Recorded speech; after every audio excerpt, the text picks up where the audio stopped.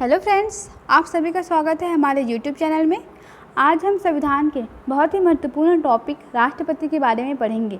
जो सारे एग्ज़ाम, चाहे सेंट्रल एग्ज़ाम हो या स्टेट एग्ज़ाम हो, सभी में राष्ट्रपति से रिलेटेड क्वेश्चन देखे जाते हैं। अगर अभी तक आपने हमारा चैनल सब्सक्राइब नहीं किया है तो प्लीज़ सब्सक्राइब करें और लाइक और शेयर ज़रूर करें। तो चलिए देखते हैं राष्ट्रपति के बारे में। संविधान के भाग 5 में संघ की कार्यपालिका का वर्णन है, जिसके अंतर्गत पहला क्या आता है, कार्यपालिका। जो कार्यपालिका है वो राष्ट्रपति, उपराष्ट्रपति, प्रधानमंत्री और मंत्रिपरिषद से मिलकर बनता है। और जो राष्ट्रपति होता है वो कार्यपालिका का प्रमुख होता है। फिर दूसरा है संसद, जो कि लोकसभा और राज्यसभा इन दो सदनों से मिलकर बना होता है। और तीसरा है राष्ट्रपति के विधायी अधिकार, जो भाग 5 में आते हैं। और चौथा संघीय न्यायपालिका, पांचवा नियंत्रक एवं महालेखाकार। अगर ये प्रश्न आए कि राष्ट्रपति संविधान के किस भाग में है, तो इसका आंसर होगा भाग 5 में। फिर देखते हैं अगला, भारत का राष्ट्रपति। इसका वर्णन जो है वो संविधान के अनुच्छेद 52 से 62 तक किया गया है। इसका पहला अनुच्छेद देखते हैं, अनुच्छेद 52।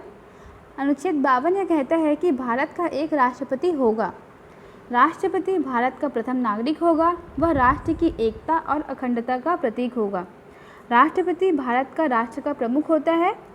राष्ट्रपति जो होता है वो कार्यपालिका का औपचारिक प्रमुख होता है, जबकि वास्तविक शक्तियाँ जो होती है वो मंत्रिपरिषद में निहित होती है।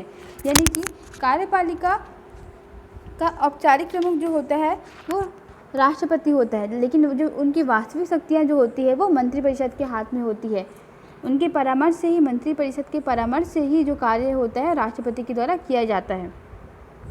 फिर देखते हैं कि राष्ट्रपति के बनने के लिए क्या क्या योग्यता होनी चाहिए। तो इसका वर्णन जो है वो अनुच्छेद 58 में किया गया है। पहली योग्यता जो होनी चाहिए वो होना चाहिए भारत का नागरिक हो।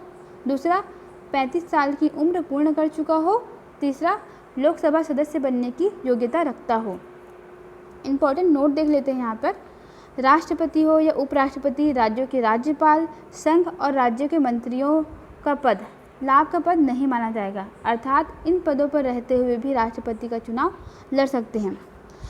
जैसा कि अभी हमने हाल ही में देखा था, राष्ट्रपति रामनाथ कोविंद जी जो हैं वो राज्यपाल के पद पर रहते हुए भी उन्होंने राष्ट्रपति का चुनाव लड़ा था। अर्थात राष्ट्रपति, उपराष्ट्रपति या राज्यों के राज्यपाल या संघ राज्यों के जो मंत्री हैं वो पद जो होते हैं वो लाभ के पद नहीं माने जाएंगे, अर्थात इन पदों पर रहते हुए भी राष्ट्रपति का चुनाव लड़ा जा सकता है। फिर देखते हैं कि राष्ट्रपति का कार्यकाल, जिसका उल्लेख जो है वो अनुच्छेद 56 में किया गया है। इसका जो राष्ट्रपति का जो कार्यकाल होता है वो 5 वर्ष का होता है। इसकी गणना जो है वो शपथ ग्रहण की तिथि से की जाती है, यानी कि राष्ट्रपति का कार्यकाल शपथ ग्रहण की तिथि से 5 वर्ष तक होगा। दूसरा है, अपने पद की अवधि समाप्त हो जाने पर भी वह अपने उत्तराधिकारी के पद ग्रहण करने तक अपने पद पर बना रहेगा। राष्ट्रपति तब तक अपने पद पर बने रहते हैं जब तक कि कोई उनका स्थान ग्रहण न कर ले। हालांकि अगले राष्ट्रपति का पद का निर्धारण जो है वो पूर्व राष्ट्रपति की पद अवधि की समाप्ति से पहले ही पूर्ण कर लिया जाएगा। मतलब कि राष्ट्रपति की पद अवधि के समाप्ति से पूर्व ही राष्ट्रपति का, नए जो राष्ट्रपति है उनका निर्वाचन कर दिया जाता है। अब देखते हैं कि किन परिस्थितियों में राष्ट्रपति का जो है पद रिक्त हो सकता है। तो इन 4 कारणों से जो है वो राष्ट्रपति का पद रिक्त हो सकता है। पहला है महाभियोग प्रक्रिया से, दूसरा है मृत्यु होने पर, तीसरा है त्यागपत्र देने पर और चौथा है कार्यकाल पूर्ण होने पर। इन कारणों से अगर राष्ट्रपति का पद रिक्त हो जाता है तो उनका स्थान कौन ग्रहण करेगा। तो चलिए देखते हैं। अगर राष्ट्रपति का पद रिक्त हो जाता है किन्हीं कारणों से, तो उनका स्थान जो है वो उपराष्ट्रपति के द्वारा ग्रहण किया जाता है। अगर उपराष्ट्रपति अनुपस्थित हो या ना हो तो उनके स्थान पर उच्चतम न्यायालय के मुख्य न्यायाधीश को राष्ट्रपति बनाया जाता है। अगर वो भी ना हो तो उच्चतम न्यायालय के वरिष्ठ न्यायाधीश को राष्ट्रपति का पद ग्रहण किया जाता है। फिर देखते हैं कि पुनः निर्वाचन की योग्यता, मतलब कि कोई भी व्यक्ति यदि राष्ट्रपति का चुनाव लड़ना चाहता है तो वो कितने बार चुनाव लड़ सकता है। तो भारतीय संविधान में इसके संबंध में कोई विशेष प्रावधान नहीं है। भारत में कोई भी व्यक्ति जो है वो कितनी बार भी राष्ट्रपति बन सकता है। जैसा कि देखा गया था, हमारे भारत के जो प्रथम राष्ट्रपति हैं डॉक्टर राजेंद्र प्रसाद, उनका कार्यकाल दो बार था, यानी कि उन्हें 2 बार चुना गया था। और अगर अमेरिका की बात की जाए तो वहाँ कोई भी व्यक्ति जो है वो केवल 2 बार ही राष्ट्रपति बन सकता है। फिर देखते हैं कि भारत के राष्ट्रपति के निर्वाचन मंडल के जो सदस्य हैं वो कौन कौन होंगे, इसके बारे में जो है वर्णन जो है उल्लेख अनुच्छेद 54 में किया गया है। देखते हैं कि राष्ट्रपति के निर्वाचन मंडल के सदस्य कौन कौन हो सकते हैं। तो इनके जो सदस्य हैं, लोकसभा के निर्वाचित सदस्य, साथ में राज्यसभा के निर्वाचित सदस्य और साथ में ही एमएलए ऑफ स्टेट, यानी कि राज्यों के विधानसभा के जो सदस्य हैं निर्वाचित, उनको निर्वाचन मंडल में शामिल किया जाता है। और इनमें जो है वो 29 राज्यों के विधानसभा और 2 केंद्र शासित प्रदेशों के विधानसभा के जो सदस्य हैं उनको शामिल किया जाता है। अब देखते हैं कि 2 केंद्र शासित प्रदेश कौन कौन से हैं। तो उसमें पहला है दिल्ली और दूसरा है पुडुचेरी, और इनको 69वां और 70वां संविधान संशोधन के तहत जोड़ा गया है। इसमें यह ध्यान रखना होगा कि जो भी निर्वाचन मंडल में जो सदस्य होंगे, चाहे वो लोकसभा के हो, राज्यसभा के हो या राज्य विधान मंडल के विधानसभा के सदस्य हों, सभी निर्वाचित होने चाहिए। फिर देखते हैं कि राष्ट्रपति चुनाव के नामांकन पत्र में दाखिल हेतु मतदाता होंगे, यानी कि कौन उसके मतदाता होंगे और ये नामांकन पत्र क्या होता है। यानी कि कोई भी व्यक्ति यदि राष्ट्रपति का चुनाव लड़ना चाहता है तो उन्हें नामांकन पत्र सबसे पहले उनको दाखिल करना होता है, और जिसकी 2 शर्तें होनी चाहिए। उनके लिए मतदाता जो है वो प्रस्तावक और अनुमोदक 2 होने चाहिए। यानी कोई व्यक्ति चुनाव लड़ना चाहता है तो उनको नामांकन पत्र दाखिल करते समय 50 प्रस्तावक और 50 अनुमोदक होने चाहिए। अब देखते हैं कि प्रस्तावक होते क्या हैं। यानी कि 50 मतदाता प्रस्तावक, यानी कि 50 मतदाता जो चाहते हैं कि आप राष्ट्रपति का चुनाव लड़े, और अनुमोदक यानी कि 50 मतदाता जो चाहते हैं कि आप ही राष्ट्रपति बने। तो ये दोनों में ये डिफरेंस है कि प्रस्तावक जो है वो होते हैं जो चाहते हैं कि आप राष्ट्रपति का चुनाव लड़े, और अनुमोदक होते हैं जो चाहते हैं कि आप ही राष्ट्रपति बने। तो इन दोनों में डिफरेंस याद रखिएगा। फिर देखते हैं कि राष्ट्रपति निर्वाचन की रीति क्या होनी चाहिए। तो इसका उल्लेख जो है वो अनुच्छेद 55 में किया गया है। इसमें सबसे पहला है कि अप्रत्यक्ष निर्वाचन होता है। राष्ट्रपति का जो चुनाव है जनता प्रत्यक्ष रूप से नहीं करती है, बल्कि अप्रत्यक्ष रूप से निर्वाचक मंडल के सदस्यों के द्वारा उसका निर्वाचन किया जाता है। अभी हमने देखा निर्वाचक मंडल में कौन कौन से सदस्य होते हैं, और इनका जो चुनाव होता है वो जनता के द्वारा नहीं किया जाता है। इनका जो चुनाव होता है वो अप्रत्यक्ष रूप से किया जाता है। और गुप्त मतदान होता है, क्योंकि वह देते समय अन्य व्यक्ति के द्वारा देखा नहीं जाता है। ये मतलब गुप्त मतदान होता है, इसमें अप्रत्यक्ष निर्वाचन के द्वारा होता है। और तीसरा जो है वो एकल संक्रमणीय मत पद्धति के द्वारा। देखते हैं कि ये क्या होता है, ध्यान से समझिएगा इसको। इसे वरीयता प्रणाली भी कहा जाता है। वरीयता यानी कि प्राथमिकता, क्योंकि मतदाता अपनी पसंद को वरीयता क्रम में यानी कि प्राथमिकता के क्रम में अंकित करता है। इसको ध्यान से समझते हैं कि जैसे कि अगर कोई 4 व्यक्ति है A B C D, और हमें इन चारों उम्मीदवारों में अगर B हमको ज़्यादा पसंद है तो उसे हम पहले स्थान पर रखेंगे, उसके बाद D को दूसरे स्थान पर, C को तीसरे स्थान पर। यानी कि जो हमको जैसा ज़्यादा पसंद है उसके क्रम के अनुसार से हम उसको रखते जाएंगे कि कौन पहले नंबर पर रहेगा, कौन दूसरे नंबर पे। जैसा कि यहाँ पे B को हमने पहले नंबर पर रख दिया है, तो D दूसरे नंबर पे, C तीसरे नंबर पे और A चौथे नंबर पर। इस तरह से हम अपनी प्राथमिकता के हिसाब से उनको वोट कर सकते हैं। तो ये होता है एकल संक्रमणीय मत पद्धति। फिर देखते हैं कि राष्ट्रपति का वेतन और भत्ता, इसका जो उल्लेख है वो अनुच्छेद 59 में किया गया है। राष्ट्रपति का जो वेतन है वो 5 लाख मासिक होता है, और पेंशन जो होता है वो 2.5 लाख मासिक होता है। और इनका जो वेतन भत्तों का जो निर्धारण है वो संसद के द्वारा किया जाता है। ये बहुत ही इंपॉर्टेंट फैक्ट है, कई बार एग्जाम में आया है ये। और राष्ट्रपति का जो वेतन है वो भारत की संचित निधि पर भारित होता है। ये भी ध्यान रखने वाली बात है कि राष्ट्रपति का वेतन किस पर भारित होता है, तो वो भारत की संचित निधि पर भारित होता है। और इनका वेतन भत्तों का निर्धारण कौन करता है, तो संसद के द्वारा किया जाता है। फिर चलते हैं राष्ट्रपति का शपथ। इनका जो राष्ट्रपति का शपथ है इसका जो उल्लेख है वो अनुच्छेद 60 में किया गया है। देखते हैं कि राष्ट्रपति को शपथ कौन दिलाता है। राष्ट्रपति पद ग्रहण से पूर्व सर्वोच्च न्यायालय के मुख्य न्यायाधीश के समक्ष शपथ लेता है। यानी कि उनको शपथ कौन दिलाता है? सर्वोच्च न्यायालय के मुख्य न्यायाधीश के द्वारा उनको शपथ दिलाया जाता है। और यदि मुख्य न्यायाधीश अनुपस्थित होता है तब उनको वरिष्ठ न्यायाधीश के द्वारा शपथ दिलाया जाता है। जो सर्वोच्च न्यायालय के वरिष्ठ न्यायाधीश हैं उनके द्वारा राष्ट्रपति को शपथ दिलाया जाता है यदि मुख्य न्यायाधीश अनुपस्थित हो तब। फिर चलते हैं कि राष्ट्रपति जो है वो किस किस चीज़ की शपथ लेते हैं। पहला है वो पद एवं गोपनीयता की शपथ लेते हैं, अपने पद की गरिमा बनाए रखने की शपथ लेते हैं और भारत की जनता की सेवा और कल्याण की शपथ लेते हैं और संविधान का प्रतिसंरक्षण, परिसंरक्षण और संरक्षण की शपथ लेते हैं। देखते हैं कि प्रतिसंरक्षण, परिसंरक्षण और संरक्षण होता क्या है। प्रतिसंरक्षण अर्थात स्वयं संविधान का उल्लंघन जो है वो नहीं करेगा। परिसंरक्षण यानी कि दूसरों को संविधान का उल्लंघन नहीं करने देगा और संरक्षण यानी कि संविधान का प्रयोग वो सही तरीके से करेगा। तो ये था इसका अर्थ। उसके बाद राष्ट्रपति का महाभियोग देखते हैं क्या है, बहुत ही महत्वपूर्ण है।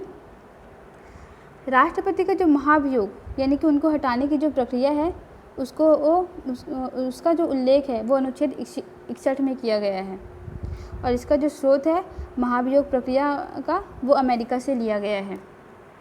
अमेरिका में भी सेम यही प्रोसेस अपनाया जाता है राष्ट्रपति को हटाने के लिए। देखते हैं कि महाभियोग प्रक्रिया में कौन कौन भाग लेता है, इसकी प्रक्रिया क्या है। तो इसमें संसद किससे मिलकर बना होता है? 2 लोकसभा और राज्यसभा से।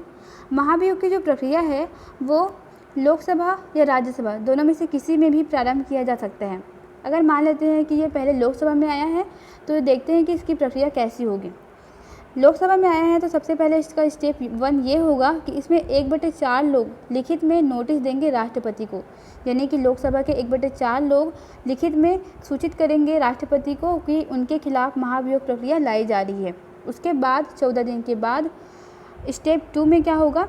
14 दिन के बाद 2/3 जो होंगे लोकसभा के सदस्य वो वोट देंगे और प्रस्ताव तब आगे बढ़ जाएगा। आगे बढ़ेगा मतलब ये राज्यसभा में चला जाएगा। फिर स्टेप 3 क्या होगा कि जो लोकसभा के 2/3 सदस्य 2/3 जो सदस्य होंगे वो वोट देंगे और अगर महाभियोग की प्रक्रिया में अगर वो सहमति दे देते हैं तो फिर राष्ट्रपति को हटा दिया जाता है। ये प्रक्रिया जो है वो किसी भी सदन से प्रारंभ किया जा सकता है, लोकसभा या राज्यसभा से। अगर राज्यसभा में पहले आया तो फिर सेम वही प्रोसेस अपनाएंगे कि सबसे पहले 1/4 लोग जो है वो लिखित में सूचित करेंगे राष्ट्रपति को, फिर वहाँ 2/3 वोटिंग होगी, फिर उसके बाद ये लोकसभा में जाएगा, फिर वहाँ 2/3 सदस्य जो है वो वोट देंगे, उसके बाद फिर राष्ट्रपति को हटा दिया जाएगा। तो ये थी महाभियोग की प्रक्रिया जो कि अनुच्छेद 61 में दिया गया है और इसका जो स्रोत है वो क्या है? अमेरिका है। फिर आगे चलते हैं, राष्ट्रपति के अधिकार के बारे में देखते हैं। राष्ट्रपति जो है वो निम्नलिखित को नियुक्त करता है। पहला, प्रधानमंत्री की सलाह पर वो मंत्रिपरिषद की नियुक्ति करता है। सर्वोच्च न्यायालय और उच्च न्यायालय के मुख्य न्यायाधीशों की नियुक्ति कर सकते हैं वो। AGI यानी कि भारत के महान्यायवादी की, लोक सेवा आयोग के अध्यक्ष और सदस्यों की नियुक्ति कर सकते हैं। वित्त आयोग के सदस्यों की यानी कि वित्त आयोग का नियुक्ति कौन कर सकता है? आयोग का गठन राष्ट्रपति के द्वारा किया जा सकता है और राज्यपालों की नियुक्ति भी राष्ट्रपति के द्वारा किया जाता है। फिर राष्ट्रपति जो है वो संसद का अभिन्न अंग होता है, यानी कि संसद में कोई भी विधेयक पारित होने के बाद राष्ट्रपति का अनुमोदन उसमें आवश्यक होता है, तभी वो जो विधेयक है वो कानून बन सकता है। यानी कि राष्ट्रपति का उसमें अनुमोदन यानी कि हस्ताक्षर होना आवश्यक होता है, तभी कोई विधेयक जो है वो कानून बन सकता है। फिर चलते हैं आगे, राष्ट्रपति से संबंधित कुछ महत्वपूर्ण तथ्य देख लेते हैं क्या क्या है। राष्ट्रपति को अनुच्छेद 72 के अंतर्गत किसी अपराध के लिए दोषी ठहराए गए व्यक्ति की सज़ा को माफ़ करने की शक्ति प्राप्त है। भारत में राष्ट्रपति एकमात्र हैं जिनको यह अधिकार है कि वो किसी भी अपराधी को जो सुप्रीम कोर्ट के द्वारा जिसको या किसी भी कोर्ट के द्वारा उनको दोषी ठहराए जाने पर केवल उन्हीं के पास यह अधिकार है कि वो उनको माफ़ कर सकते हैं। ये बहुत महत्वपूर्ण है। अनुच्छेद 72 में क्षमादान की शक्ति है राष्ट्रपति के पास। फिर देखते हैं अगला, देश की तीनों सेनाओं का प्रमुख जो होता है वो राष्ट्रपति होता है। तीनों सेनाओं यानी कि जल सेना, थल सेना और वायु सेना का प्रमुख कौन होता है? राष्ट्रपति होता है।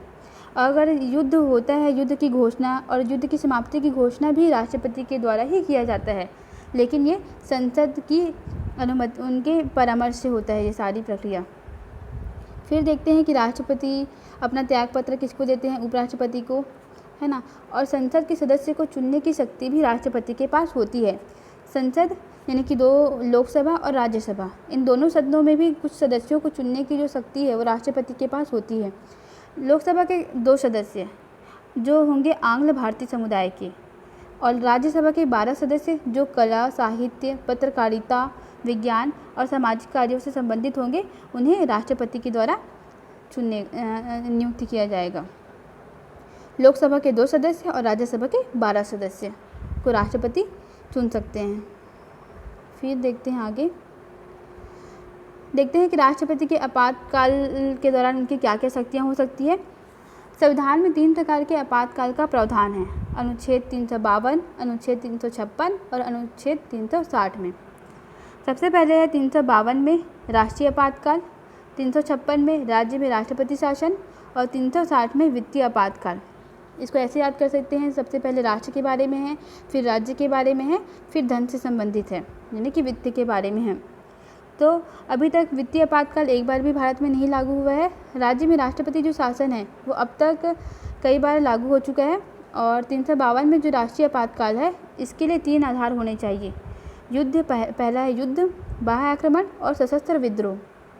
ये जो सशस्त्र विद्रोह है, इसमें 44वां संविधान संशोधन हुआ था, इसके बारे में अभी आगे देखेंगे। जो राष्ट्रीय आपातकाल है वो अब तक 3 बार भारत में लागू हो चुका है। देखते हैं वो कब कब हुआ था। अब तक केवल 3 बार ही राष्ट्रीय आपातकाल लगा है। सबसे पहले 1962 में जब भारत और चीन के बीच युद्ध हुआ था। दूसरा 1971 में भारत और पाकिस्तान के बीच जब युद्ध हुआ था, और 1975 में जब आंतरिक अशांति के आधार पर राष्ट्रीय आपातकाल लगाया गया था।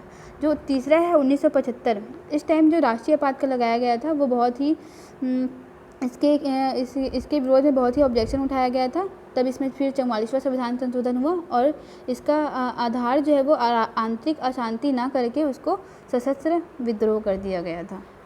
ठीक है, फिर देखते हैं आगे, देख लेते हैं कि राष्ट्रपति के बारे में कुछ इम्पोर्टेंट फैक्ट, यानी कि कौन से राष्ट्रपति कब निर्विरोध चुने गए थे, कब क्या हुआ था। सबसे पहले एकमात्र व्यक्ति जो 2 बार राष्ट्रपति रहे, उनका नाम है राजेंद्र प्रसाद, जो कि हमारे भारत के प्रथम राष्ट्रपति थे। दूसरा है पहली महिला राष्ट्रपति जो कि प्रतिभा पाटिल थी। तीसरा है निर्विरोध जीतने वाले राष्ट्रपति, जो कि नीलम संजीव रेड्डी हैं। और कितने राष्ट्रपति की मृत्यु उनके कार्यकाल के दौरान हुई थी, तो ये 2 थे, जाकिर हुसैन और फ़खरुद्दीन अली अहमद। अगर अभी तक आपने हमारा चैनल सब्सक्राइब नहीं किया है तो प्लीज़ सब्सक्राइब करें और लाइक और शेयर ज़रूर करें। अब देखते हैं कुछ important question, objective question solve कर लेते हैं। अब पहला है, भारत के जो राष्ट्रपति की तुलना निम्नलिखित में से किससे करना सर्वाधिक उचित है। तो इसका सही आंसर होगा ब्रिटेन के सम्राट से। ब्रिटेन के सम्राट की जो है वहाँ भी उसकी तुलना वैसी ही अधिकार, ब्रिटेन में जैसे राष्ट्रपति के पास जो शक्तियाँ हैं वैसे ही भारत में भी राष्ट्रपति के पास शक्तियाँ हैं। फिर दूसरा है, भारत में कार्यपालिका का अध्यक्ष कौन होता है। तो इसका सही आंसर है राष्ट्रपति। तीसरा है, राष्ट्रपति पद्धति में समस्त कार्यपालिका की शक्तियाँ किसमें निहित होती है। इसका सही आंसर है राष्ट्रपति में। फिर देखते हैं चौथा, भारत का जो राष्ट्रपति है वो क्या होता है, राज्य का प्रधान होता है, यानी कि आंसर ए। फिर पांचवा देखते हैं कि भारतीय संविधान के अनुसार देश का प्रथम नागरिक कौन होता है। तो इसका सही आंसर है राष्ट्रपति।